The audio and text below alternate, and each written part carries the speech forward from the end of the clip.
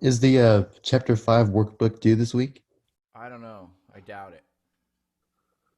Oh, okay. Um, for Because we some didn't reason, finish in chapter 5, and we looked on the I looked on the due date as well. It said it was due yesterday. Yeah, no, we're gonna float that way out. We might make it, Ethan, but I want to make sure everyone understands what's going on before I make it due. Well, yeah, of course. We Just want to could make sure make I'm it. on track. Yeah. So I encouraged you all to get the first 2 of the 6 pages done this week. So that's kind of where we're at. Does that help? Yeah, sure thing. All right. Yeah, I might have to float due dates, and that's all right. We've got time, right? We just hit the halfway point, and we're right where we're like a day or 2 ahead of schedule. So that's a good thing. Other questions? We got Jen in here.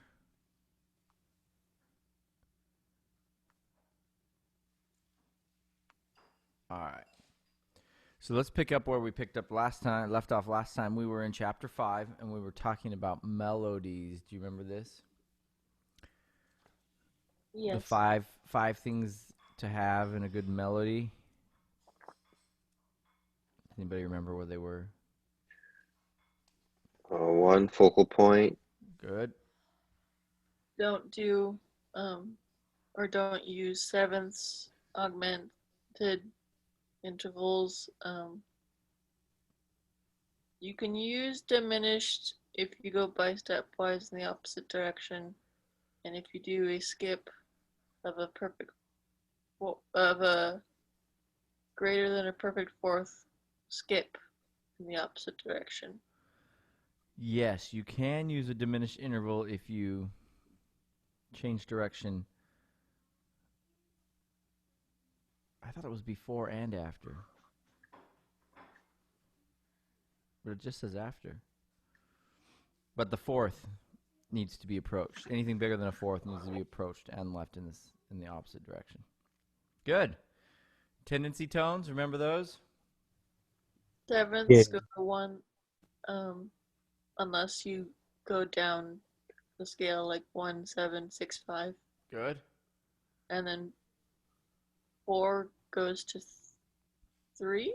Yes. But not as frequently as 7 having to go to 1.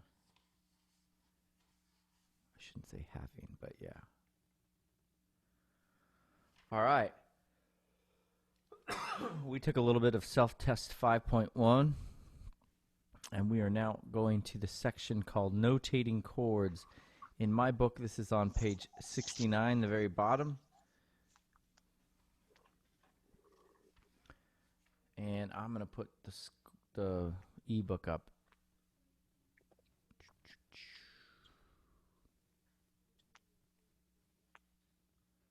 Can we all see that? Yes. All right. Y'all read the chapter, right? Mm-hmm. A musical score is a tool used by a composer, conductor, or analyst.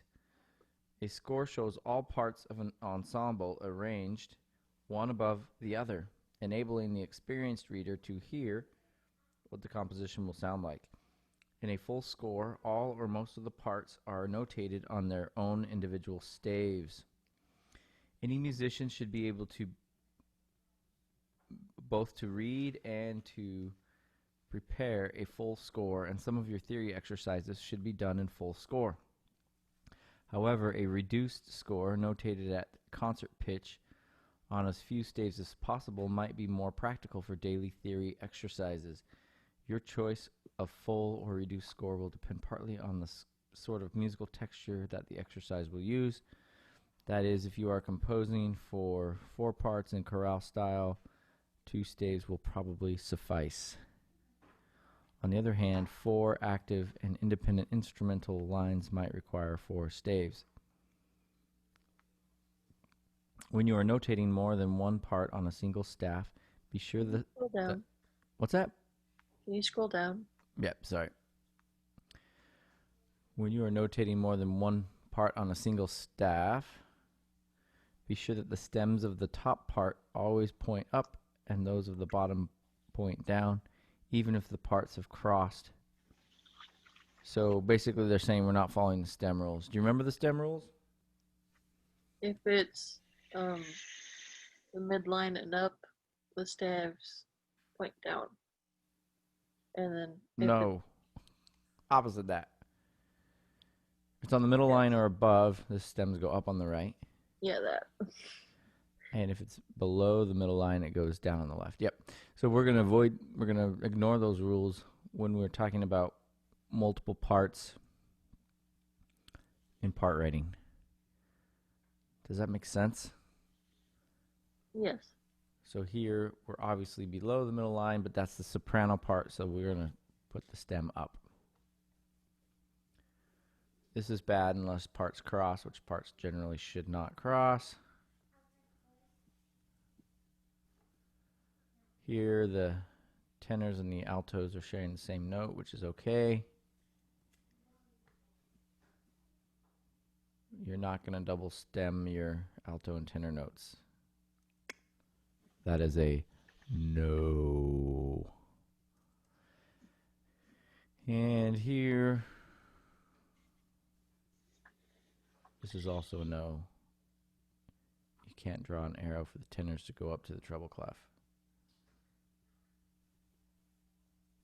They should have done it like this. Questions on stems so far in part writing? 4-part on a single stave. Doing all right? So far. All right, here we go. Next is voicing a single triad. After you have settled on the combination of instruments and voices for which you are writing and have selected the opening chord, the next consideration is voicing, which is how the chord is to be distributed or spaced. The way in which a chord is spaced has a great deal of influence on its aural effect. To convince yourself of this, play example 5-7 at the piano. Each chord in the example contains 5 parts and covers the same range, but the aural effects are quite different. An even wider variety of effects could be obtained by playing example 5-7 on various combinations of instruments. Although each of these spacings might be appropriate under certain circumstances, the spacing of example 5-7E is the least commonly used because of its muddy effect.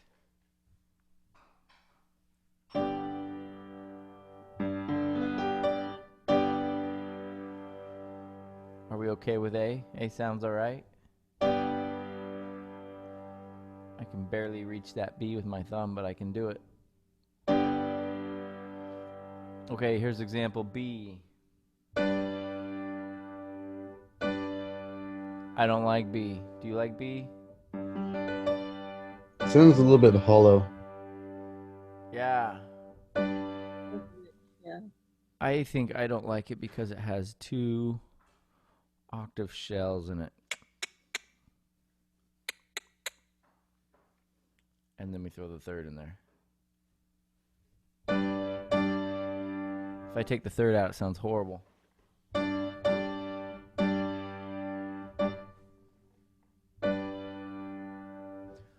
Okay, example C. I like C.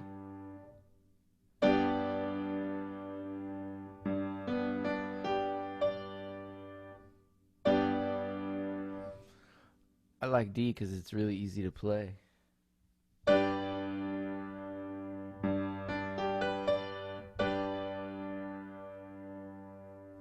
E's easy to play too, but it's not going to sound good.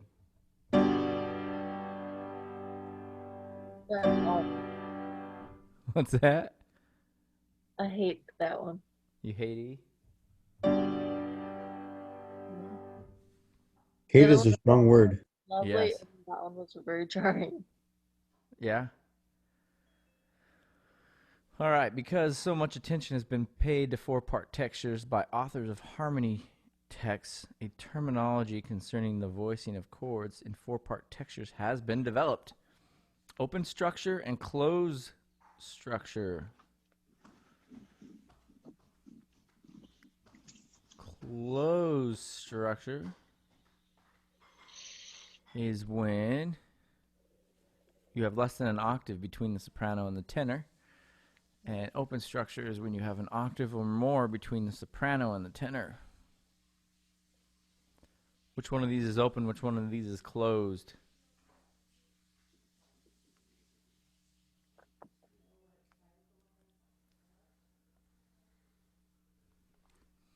Or Would then D be can you scroll down for that? closed?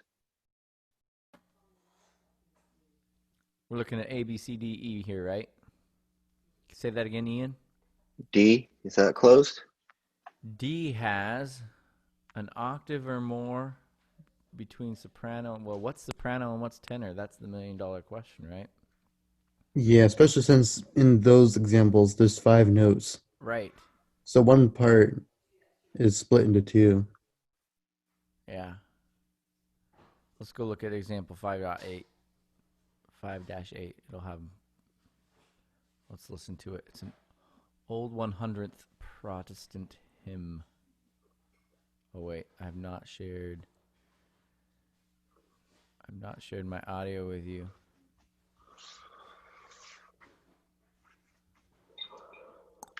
Sharing is caring. Unless it's a band-aid. All right.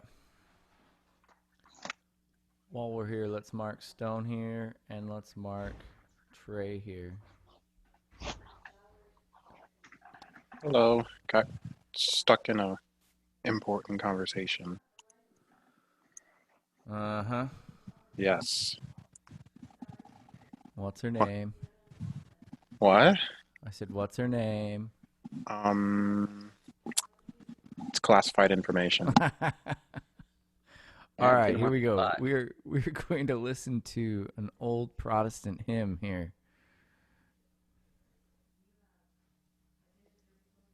Example 5-8.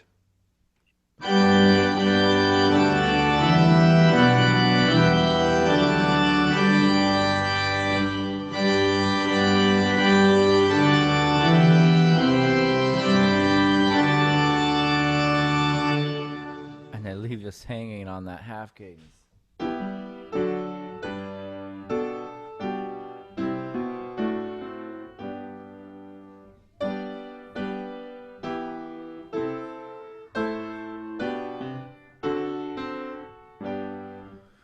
There, I had to finish it for you.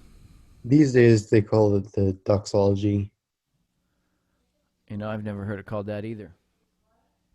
I've heard it called Praise God from whom all blessings flow. Same. That title is that makes a lot of sense. Anyway, there's probably a bunch of different titles from that.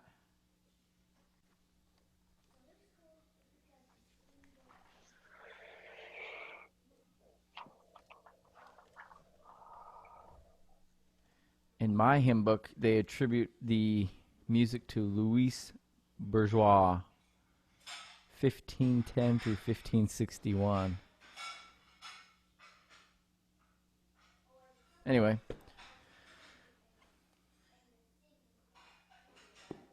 Okay. They've clearly marked everything closed and open for us. Do y'all see that? So these are all closed because we have less than an octave between soprano and tenor. Here we have an octave or more between soprano and tenor, so we are open. And then less than again for our closed at the end. Questions, comments, concerns, friends with questions. There was a point where that talked about partially open or partially closed. Is that like half the measure is open and half the measure is closed? Was this like further ahead in the reading, or we just read it? It might be further ahead, but I do remember a question on it, so that's why I was asking. Huh. Stay tuned. I don't remember that part.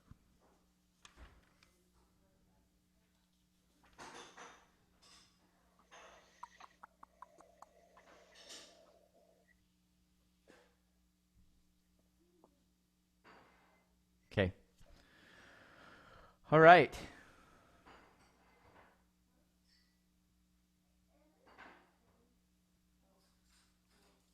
In your beginning part writing exercises, it would be advisable for you to follow two simple conventions concerning spacing. Number one, cross voices. Do not allow any part to cross above the soprano or below the bass, because the essential soprano bass counterpoint might become unclear. The alto and tenor lines may cross briefly if there's a musical reason to do so. So, here we go. Example 5-9A, no.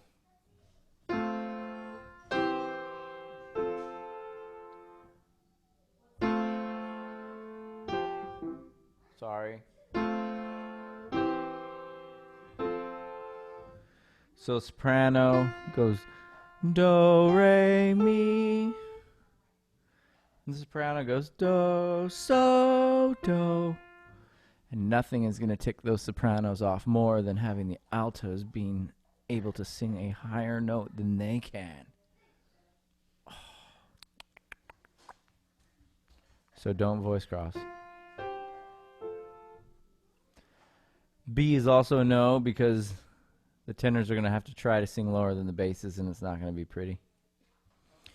So don't have your basses go lower than your tenors. Don't have your altos go higher than your sopranos.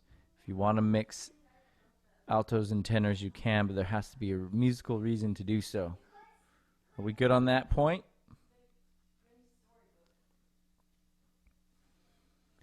Hearing no objections, seeing no objections, on we go to an example by Bach.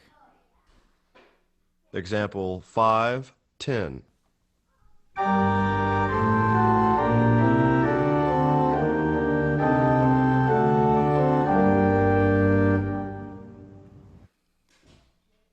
What was that about?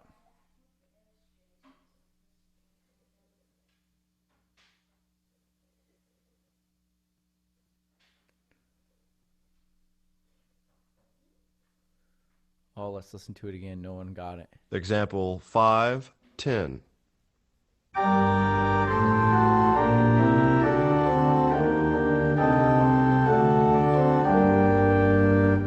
So they're claiming that. What is going on over there? Roommates setting off the fire alarms, smoke detectors. All right. They're claiming that the tenor and the alto cross here because there's a musical reason to do so. So the tenors start way high.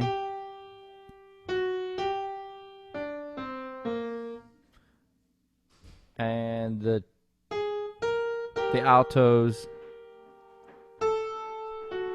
cross here.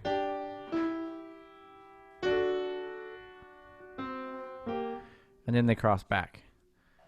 But because of the motion and the notes they're singing, they're saying that is permissible. You with me? Yeah. Questions on that? But it only happens in tenor and alto, right? Correct. Mhm. Spacing. When writing for 3 or more parts, avoid overly spacious sonorities by keeping adjacent upper parts, excluding the bass, within 1 octave of each other. For example, in a 4-part texture, there should be no more than 1 octave between soprano and alto, or between alto and tenor. Although there might be more than 1 octave between tenor and bass. So in example A,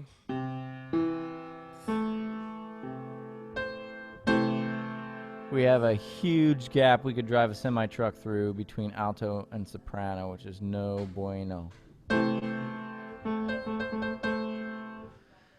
B, we have a huge space between our bottom two voices, which they are saying no to, and I'm totally confused. I guess because, oh, I'm sorry, I didn't see the double stem. We have a double stem note in the bass. We have a D and a D in the bass and the tenor. They're sharing the note. So we have more than an octave between our tenor note and our alto note. But in example C, we have more than an octave between tenor and bass, which is permissible, and everything else is within an octave. You with me? Yes. Does anybody need me to go over that again?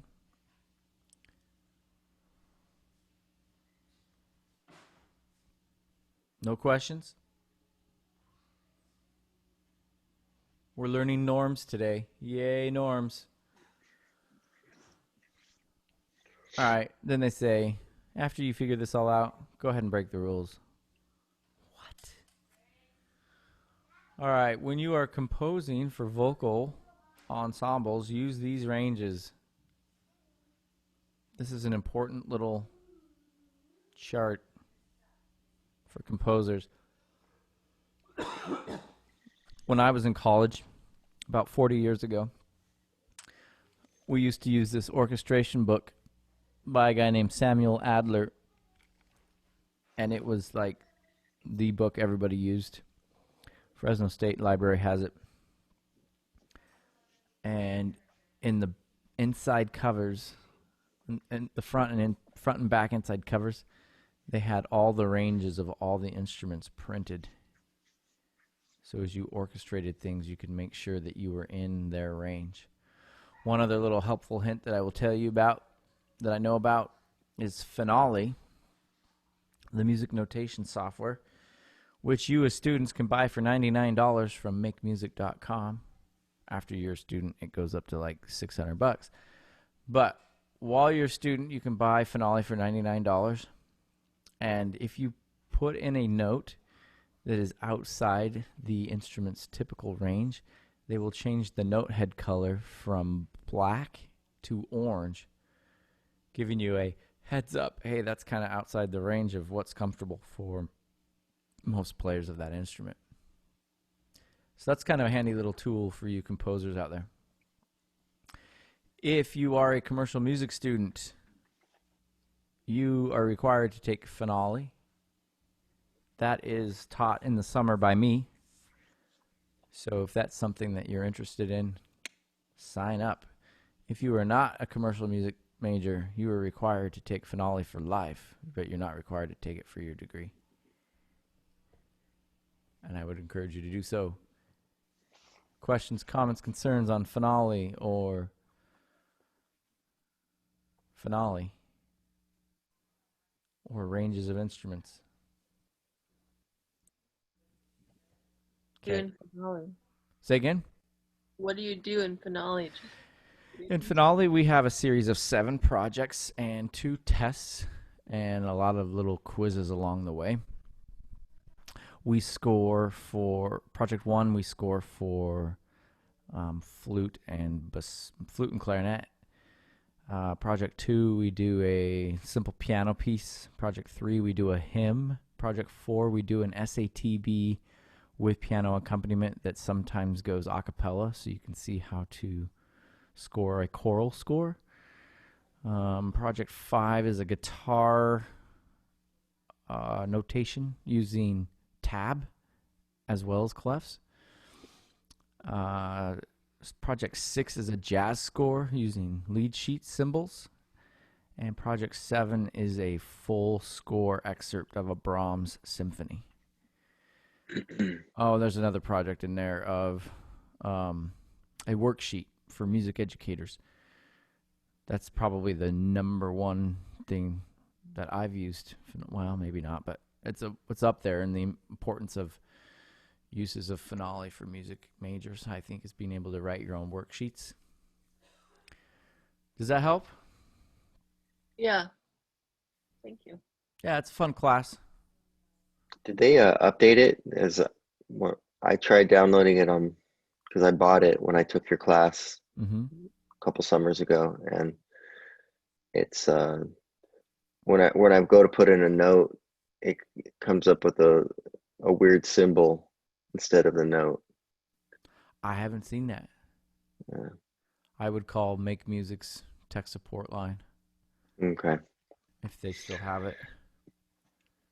They don't charge you $1 gazillion to do it. Hmm. You could try to update. Check yourself for updates. Mhm. Make sure you're compatible. Also, if you have the email which has the serial number, that would help. You could just yeah. you could just do a clean install. But I wouldn't take it off until I found that email with the serial number. Then you should be all right. You know what I mean? Yeah. Yeah. Cool. Thank you. All right.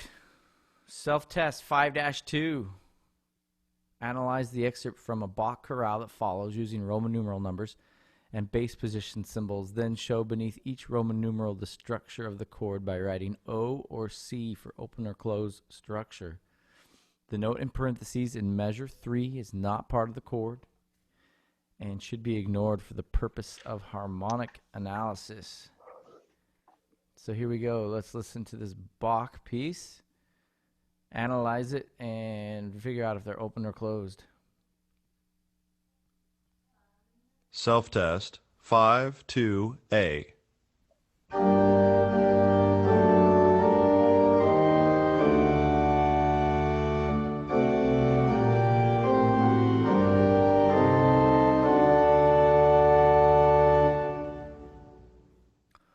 One more time. Self-test 5-2A.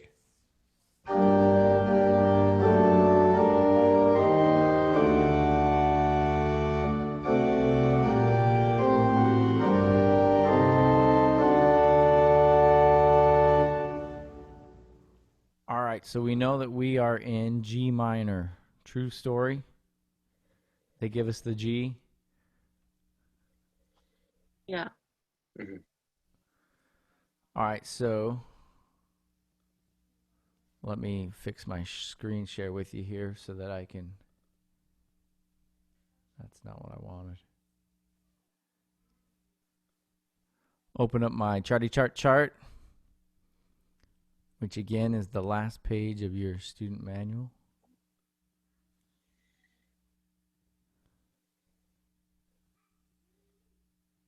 Whoa. Okay, I think I have everyone playing nice over here. Let's try this again.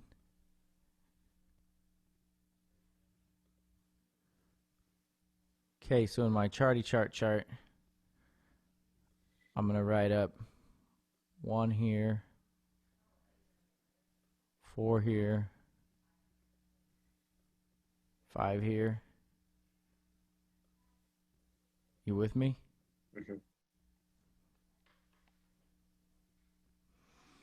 We're going to have 2, which is a diminished chord. This is true in minor. Right. We're going to have 7, which is also diminished in minor. Is that right? Mm-hmm.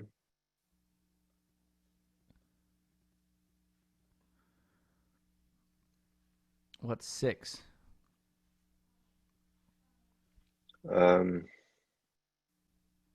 Major. Oh no, it's minor.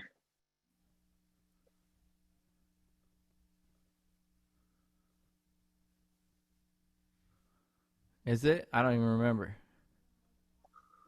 Uh, Or does our book go over that?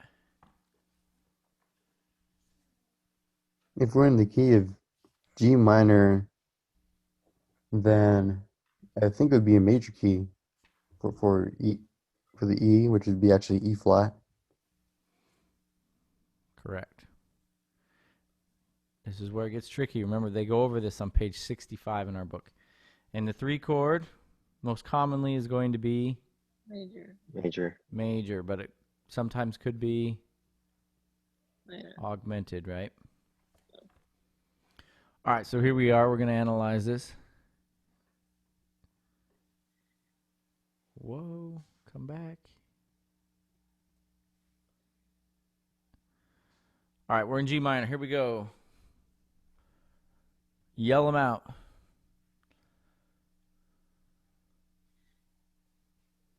One. 1. Good. Next. Same chord, right?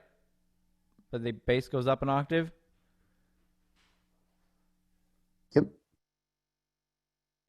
Okay. All right, I'm going to start calling on people. Catherine, what do we got?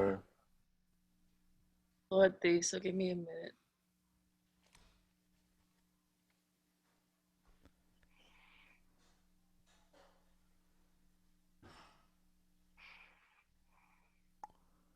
Catherine, you do number 3. John, you do number 4. Ian, you do number 5.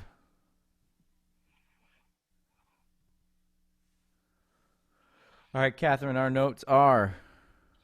F, Say again? F sharp, A, D, G. I'm not seeing the G. I mean, I was looking at the other one, was looking at the soprano part. A. A. So we're going to throw out our duplicate A. What's my triad? F sharp, A, D. What's the root of that triad? F sharp. No, that's the bass No. note. If it's an F sharp triad, I need an F sharp A and a C sharp. D. D. D in the key of G. G, A, B, C. D is my 5 chord. True? Yeah, so it's 5, 6. Good. John, we are to you. What kind of a triad do I have here, John?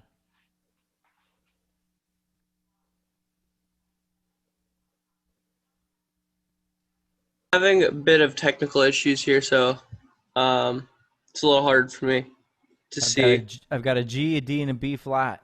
Right. So if I'm in the key of G and I've got a G, a B flat, and a D, I know that that is a. I'm lost. I'm sorry. It's just a 1 chord. It's 1. Okay. Goes back to my charty chart. If I've got G, B flat, D, it's my 1 chord. That's Okay. why it's so important to set that chart up if you need it. Eventually, you're not going to need this charty chart, and you're just going to be able to do it boom, boom, boom, boom, boom. And until you're there, I would use it. So print it out, put it in a sheet protector, and get a dry erase marker and draw all over it. All right, we are to Ian. I think I got it for the 4 chord. C, or the bass note is E. E flat, I will buy that. Yeah, and then C, E, C, G, C. This is still an E flat. Oh, whoops. But you're right, there is a C there. Okay, So so you're right, it's a 4 chord. However, if it was in root position, it would have a C on the bottom, true? yes. So we got to put what?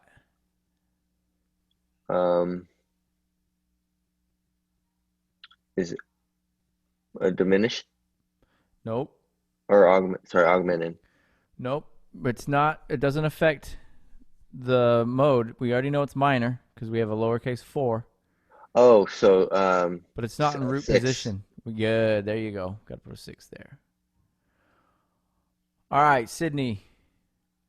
Here we are. We got a D, an A, an F sharp, and a D. What are we going to put here? 5 chord. 5 chord. Good. Hannah, next chord.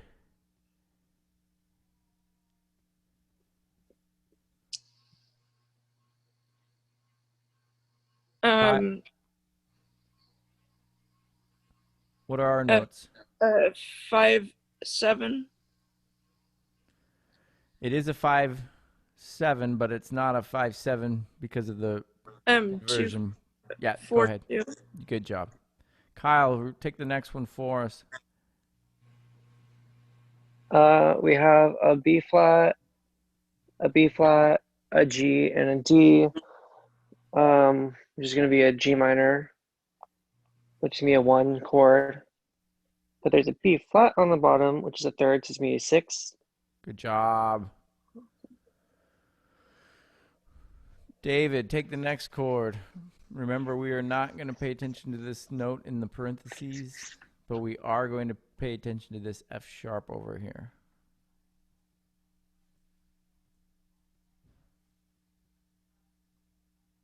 Okay, so it's A, C, and F sharp. Mm-hmm.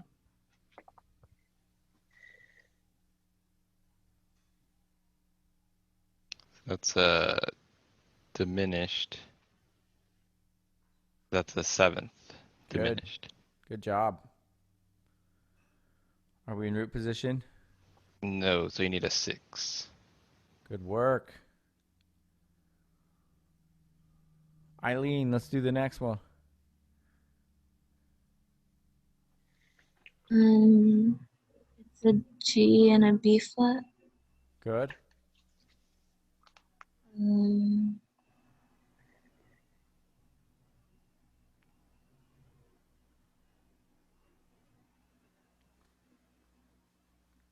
You're talking about in the treble clef?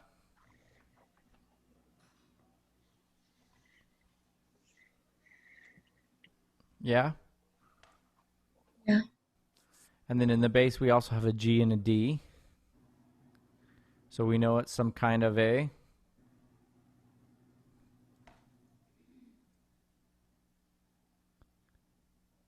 We got a G, a B flat, and a D, so it's going to be a 1 chord. Good. And the G is in the root, so it's going to be a 1. Good job. Jenin, the next chord. We got a C, an E, and an A. Yeah. So it's a first inversion second chord. Or triad. Yeah, you're right. So we're going to put 2 diminished symbol, Diminished, yeah. 6. Trey, what do we got next? This is just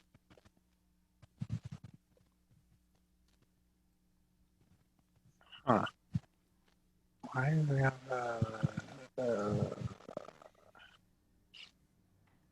some sort of 3? I don't know what we would consider. Wait.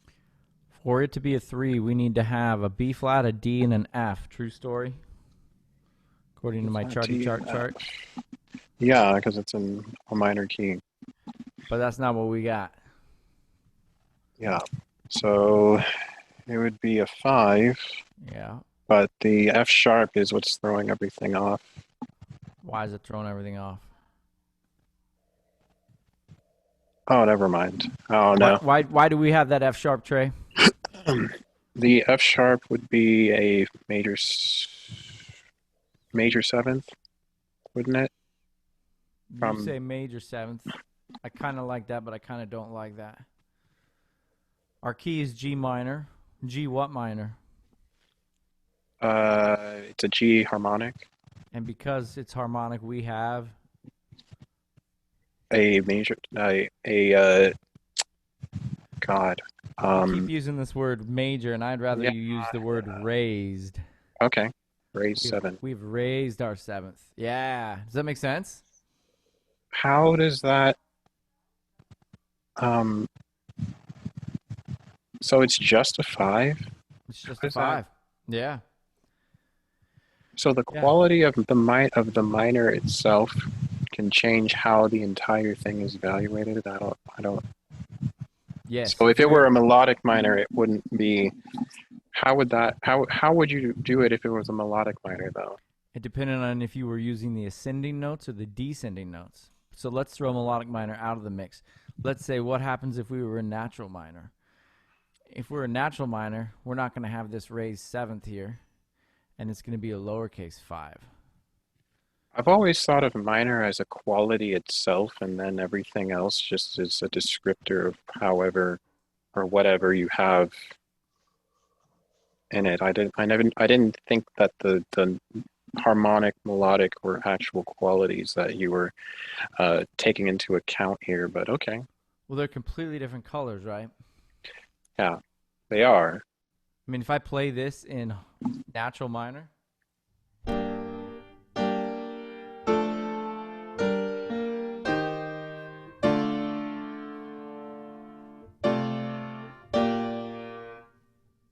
Oh yeah, I understand that. it's a lot different than if we have that F sharp in there, right? Yeah, I understand that. Yeah, I got it.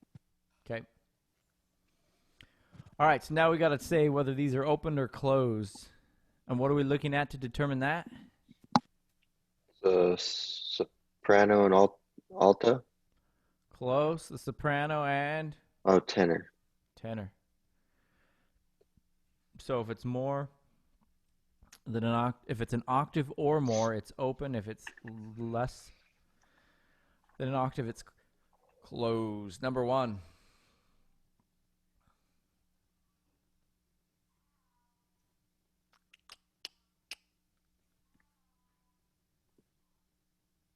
Somebody be wrong, fail with glory. Close. Yeah, I wasn't. Good job. Number 2. What I said. You didn't unmute yourself. We never heard you. Close. Number 3.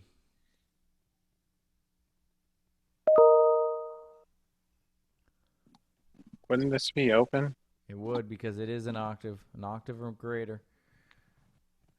Number 4. Open again. Open. Number 5. Open Close. again. Oh. Could it be E to C? What? Yeah. Oh. Remember that this is really right there, right? It's just the interval of a sixth. You with me? Wait, could you break that down? Because not. Sure. So this E flat right here is essentially right here. And from here to here is a sixth. Oh, yeah. I'm malfunctioning today. That's great. All right. That's all right. Next chord. Open. Open. Same notes, so same answer, right?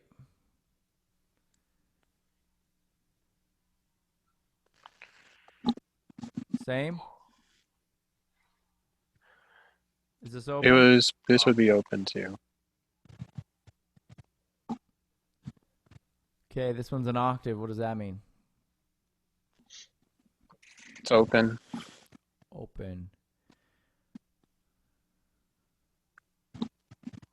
Closed. Closed. Closed. Closed.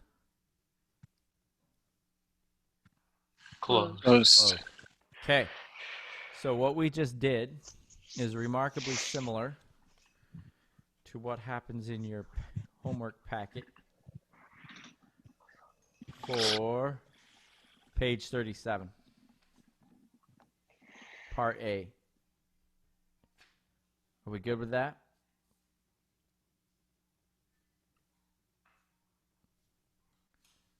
Get to do a little piece by Schumann.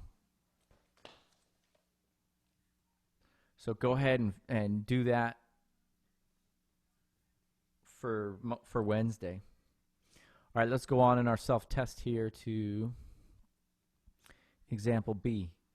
Review the two conventions concerning spaces, then point out in the following example any places where those conventions are not followed. What are the two conventions?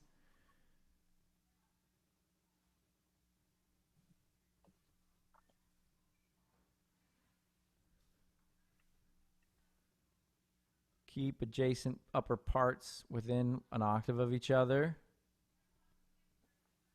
And No more than an octave between soprano and alto. Or alto and tenor. don't cross voices. Except for alto and tenor, if there's a musical reason to do so. Those are two conventions. So we're looking for voice crossings, and we are looking for more than an octave. You with me?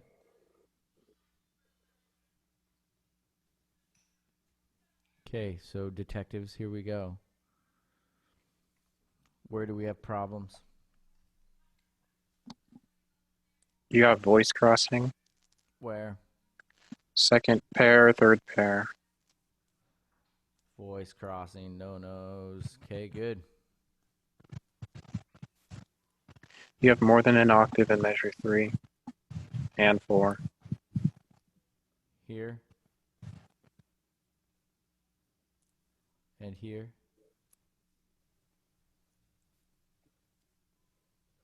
Well, and here as well. Technically there, yeah. Good. Those were your Would- answers. That example in measure 3, that would count as an adjacent pair, right? The B flat to the E flat. I mean, B flat to E would be an adjacent pair, even though the E isn't directly over it. I'm so confused as what you were saying. Say that one more time. I guess I don't know what it means by an adjacent pair in the instructions. It says it was the first rule that we had to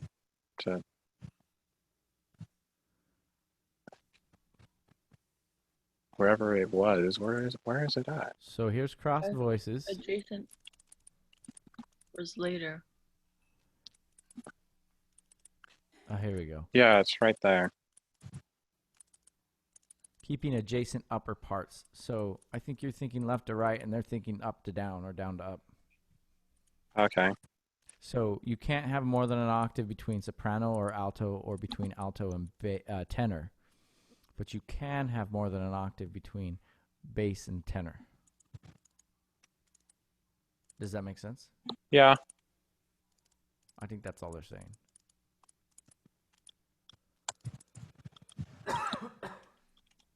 Okay. So what we just did in example B is remarkably similar to page 37B, where you have to do the same thing. So you have everything you need, hopefully, to be able to do page 37 in your workbook.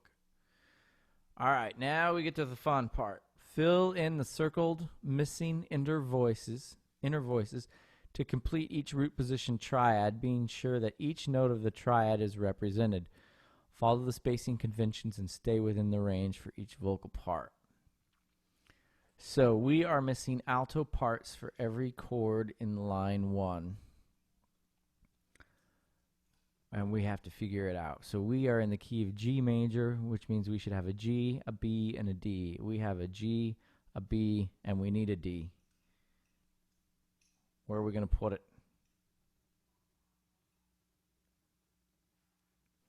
In the treble clef. Right here, right? Yeah. Good. Number 2, we are in F minor. We should have a C, an E, and a G. True? We're just going to put an alto in right here. Everyone all right with that? Everybody see what we're doing? Questions? In the key of B flat, our 4 chord is going to be what?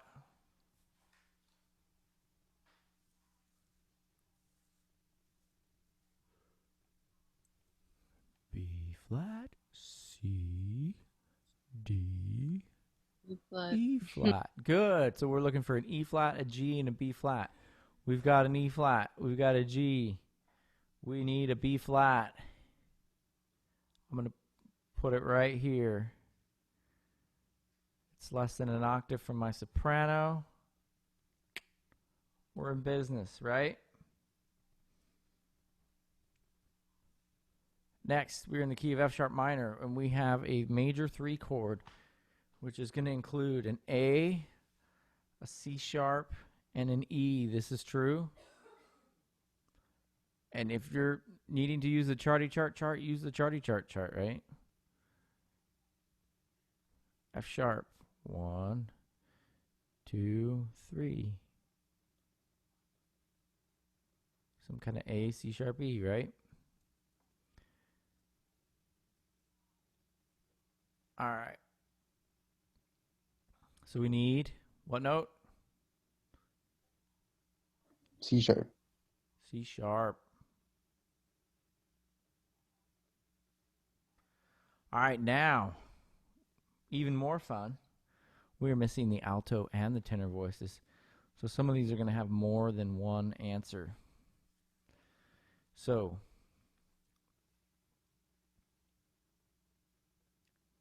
I'm trying to figure out. Okay, there we go. We're in the key of F major.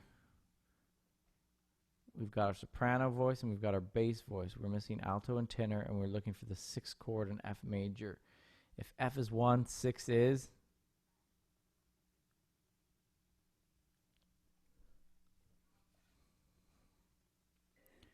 If F is 1, 2,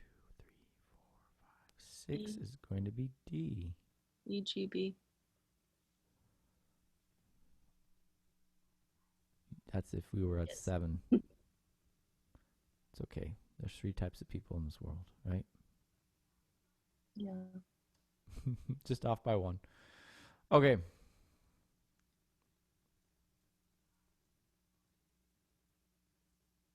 So we're looking for D, F, and A. We've got a D and a D. We're missing an F and an A. Where do you want to put them?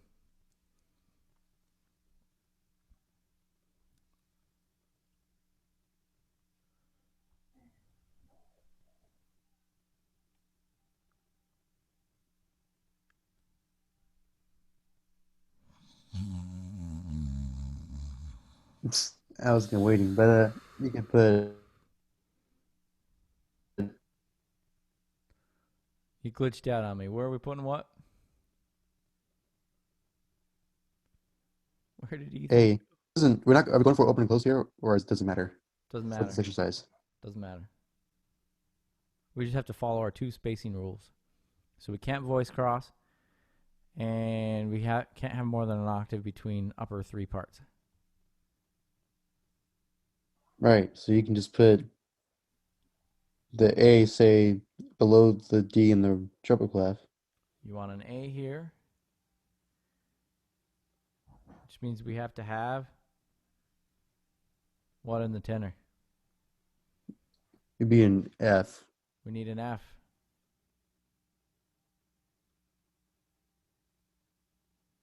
Is that a possible solution?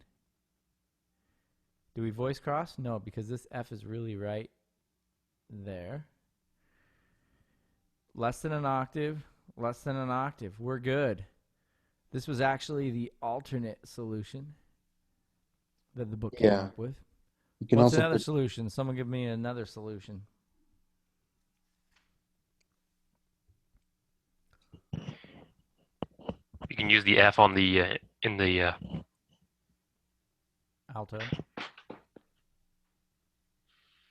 yes. And the A in the tenor. That also works. Less than an octave, less than an octave. Boom. Good job. All right, E minor, 4 chord.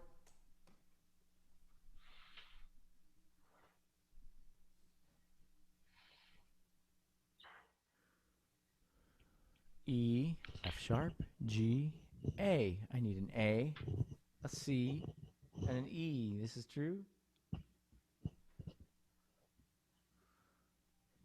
Who wants what?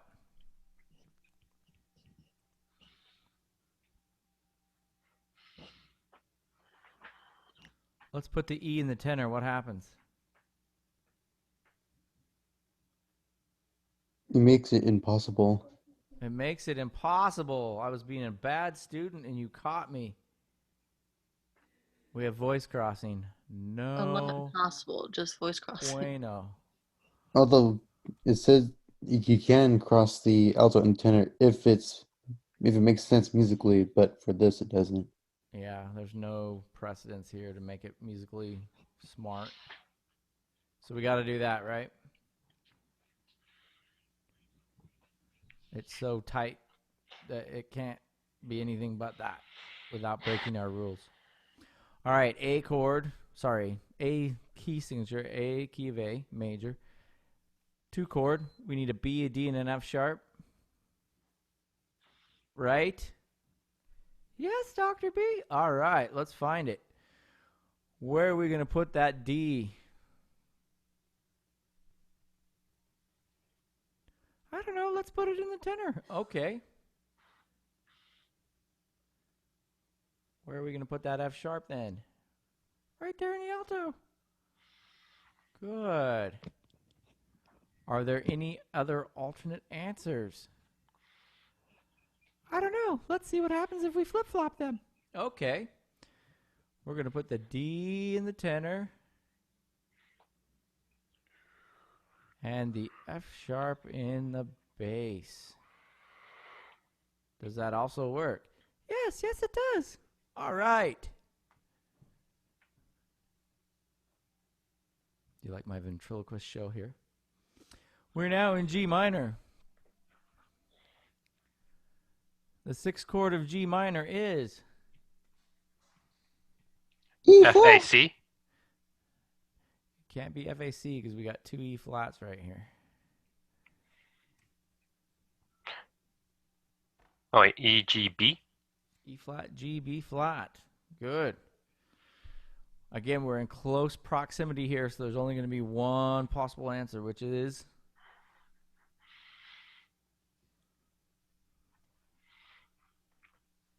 It'd be G in the tenor and B flat in the alto. whoa.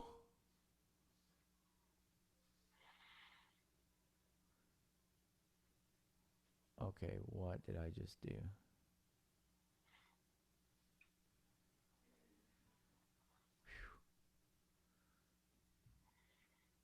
What are we putting in the tenor? B flat?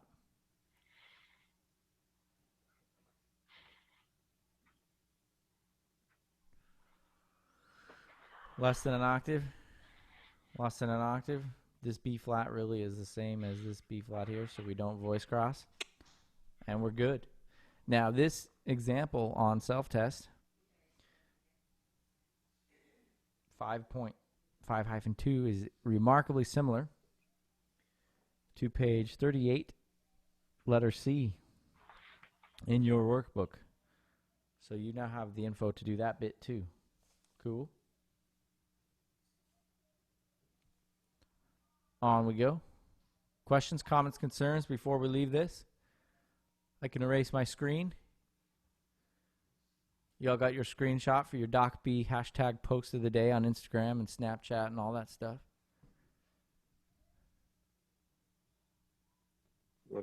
Looks good. Yeah. All right. Well, there is one thing. What's that? For some reason, I can be able to see the entire Zoom meeting on the top corner of your screen. You can or cannot? I can. You can see this video right here? Yes. Yeah, because I've shared my whole desktop with you all. Isn't it sad that only 3 people, 3 cool people, will share their videos with me? Isn't that sad? I think I'll start giving extra credit. Maybe no, Maybe people aren't turning their video cameras on because they don't have a clean room. Maybe it's because it's Monday morning. Maybe it's because they're camera shy. All right. Where are we?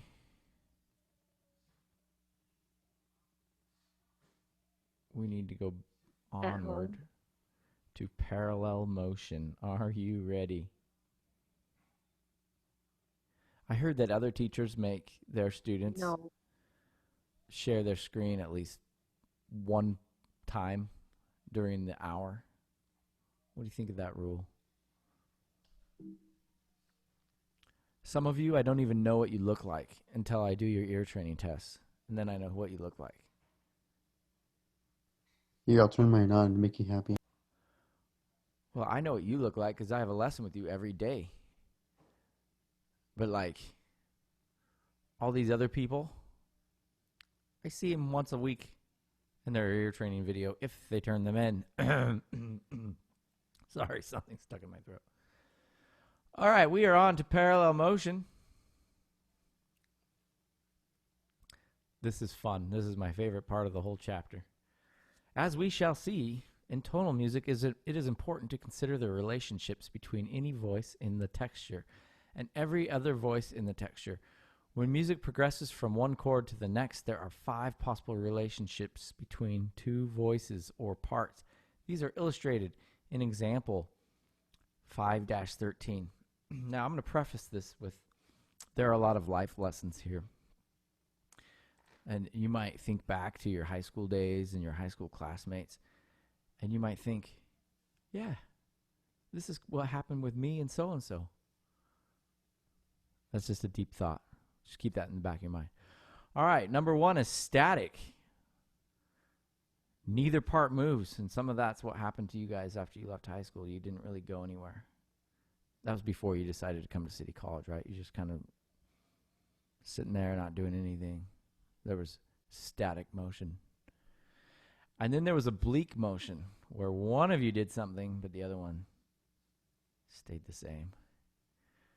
And then there was contrary motion, where you moved in opposite direction. One went upward and one went downward. The one of you that went to City College is the one that went upward in this situation. And then there's similar motion, where you both move downward. Hopefully that didn't happen.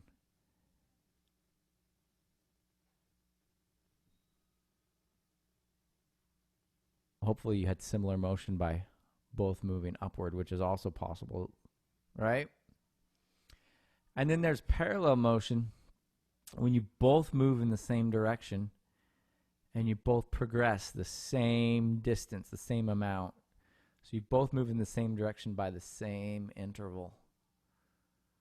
Are you good on static, oblique, contrary, similar, and parallel motion? That was a deep life lesson, wasn't that? Questions, comments, concerns, friends with questions. It was definitely the deepest in this class so far. That we've gotten, yeah. Yeah. My life has officially been changed. Yeah, so you're going to work on that motion, aren't you? Positive, in the right direction. You feel like your life's back on track. All right. When the texture... Yeah, go ahead. Go ahead. So my internet picked out. What was the great life-changing moment? Oh, no, you're going to have to watch the replay. No, we'll recap it right here. The life lesson was, this was like you and your friends in high school. And you all went in different directions, and some of you didn't do anything, and some of you did amazing things, and some of you did horrible things after high school. So we had static motion, where neither of you or your friends did jack diddly squat, and you kind of just sat around and neither part moves. There was no progress. And then there was oblique motion, where you moved because you went to City College and your friend didn't do anything and stayed the same. And then there's the part where you went to City College and made something of your life and your other friend went downhill. That's called contrary motion. And then there's similar motion, where you either both went downhill, not the case for you, or you both went up because your other friend decided to come to City College too. And then there's parallel motion, where you both moved the same direction in the same interval. So you progressed or didn't progress in the exact same amount. You with me, Catherine? Yeah. That was deep, wasn't it? Very. So, if someone went to a university right away instead of going to junior college, would they be going higher or lower? You know, Because that's all up for interpretation. You know, some people think that City College is better than some of those universities. So I'm just going to let you be the decider there. I'm one of those people, so. All right. So when we have more than two voices. This is when you have more than one friend in high school, right? You have to look at all the parts, all the moving parts. So between the soprano and alto, we had parallel motion because they both moved down the exact same distance.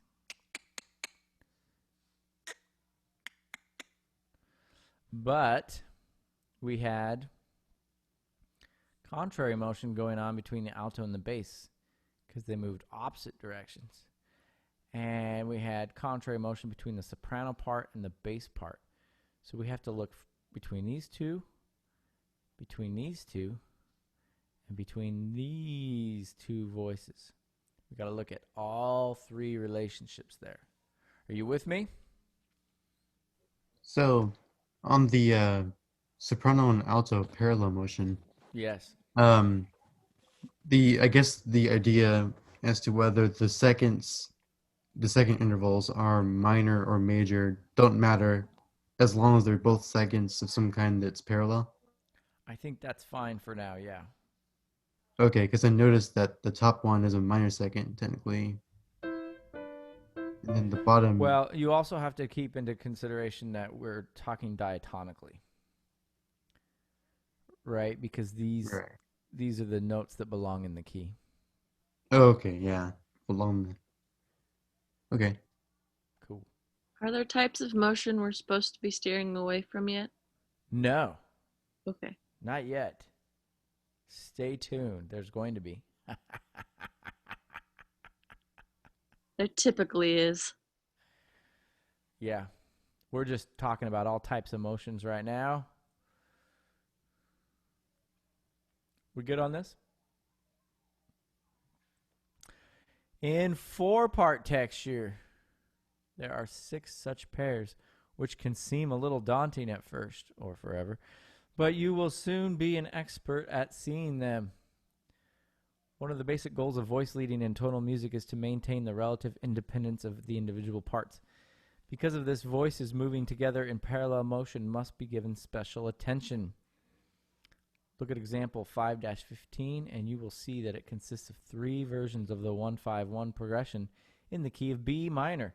Each version uses the same chords, and each version contains parallel voice leading indicated by the diagonal lines in the example. However, only one version would be considered acceptable by a composer of tonal music. All right, here's A.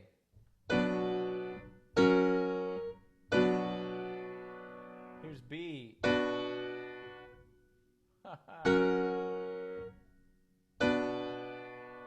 And here's C.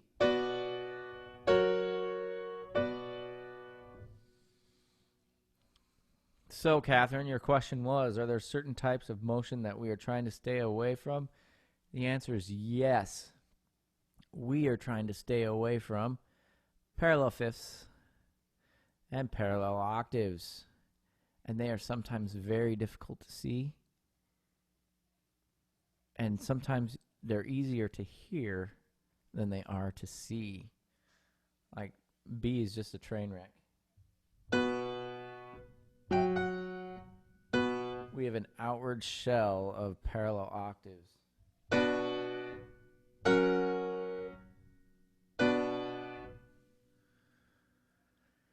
A, we have parallel fifths. Sounds like a bunch of strings or tuning.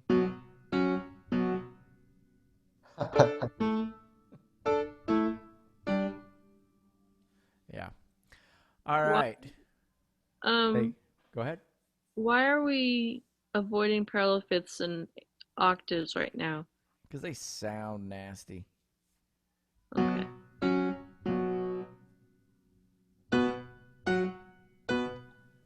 In example C, could you use in the tenor section, tenor part that is retaining the common F sharp the entire time? Mm-hmm. Could you make the F sharp into F sharp, E, and D, and still be a good example?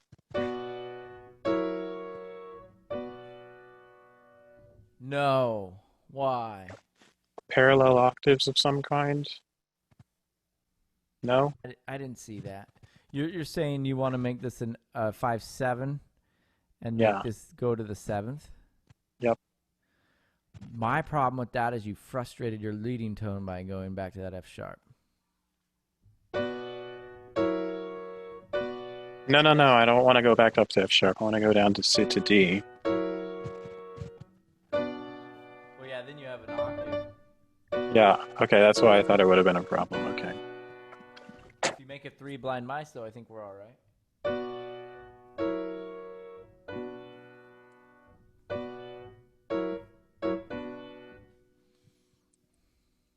Okay. So we're now talking about unacceptable things in voice leading. Isn't it fun?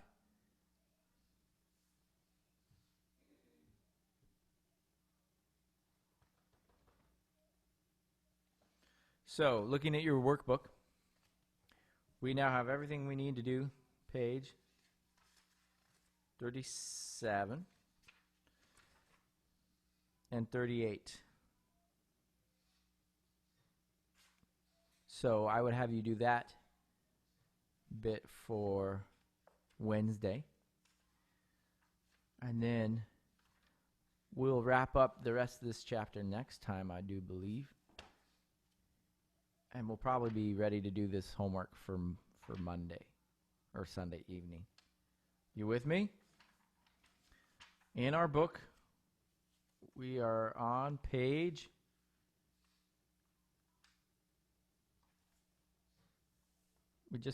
74. And we got 6 pages left. So we'll finish that up on Wednesday. Catherine, the reason that example 5-15A and 5-15B are unacceptable in tonal style music is that they contain parallel fifths and octaves. Although such parallels regained acceptance in the 20th century, composers of tonal music generally followed the convention dating from around 1450 of avoiding parallel fifths and octaves as well as their octave equivalents such as twelfths and unisons. Note this does not rule out the duplication of a line at the octave, which was common in orchestral writing, in which the bass line is doubled at the octave between cellos and basses because double basses sound an octave lower than written. The reason for avoiding parallel fifths and octaves has to do with the nature of counterpoint. The perfect octave and perfect fifth are the most stable of intervals, and to link two voices through parallel motion at such intervals interferes with their independence much more than would parallel motion at thirds or sixths. We can deduce a rule of parallel motion. Objectional parallels result when two parts that are separated by a fifth or an octave, or by their octave equivalents, move to new pitch classes that are separated by the same interval. Did that make sense? So I told you my simple answer was they sound horrible. But the book is saying that that also results in the individual line losing its independence. And this is America. Yes. Just because you can doesn't mean you should. All right, we're going to pick up here next time. Questions, comments, concerns, friends with questions.